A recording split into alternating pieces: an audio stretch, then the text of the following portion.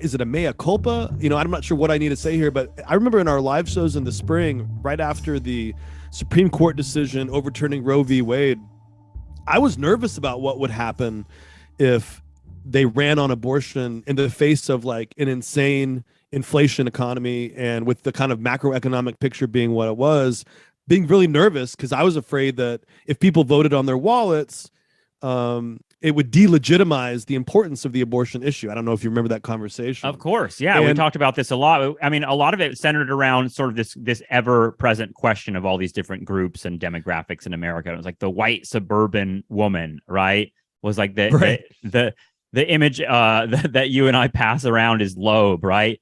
The right. The AI generated horror image. Yeah. And yeah, you're right. I mean, we were thinking, well, fuck, if the Democrats think that Roe versus Wade is just gonna bring all women to their side, that doesn't necessarily seem like it's the landscape, but it seems like at least partly that was true here. One of the things that I find credible in terms of the analysis of the election is that in states where abortion mattered, like where abortion was on the ballot, independent voters voted for Democrats, and that is part of the story in Pennsylvania. That may end up being the story in Georgia and Arizona.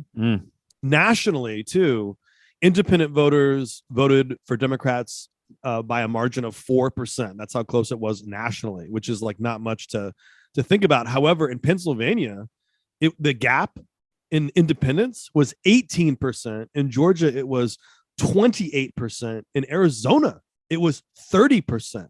So it's like that kind of blue wall that they talk about on CNN or whatever. Right. Part of where that comes from is that women registered to vote in huge numbers in those states where pro-life and pro-choice politics really rose, up.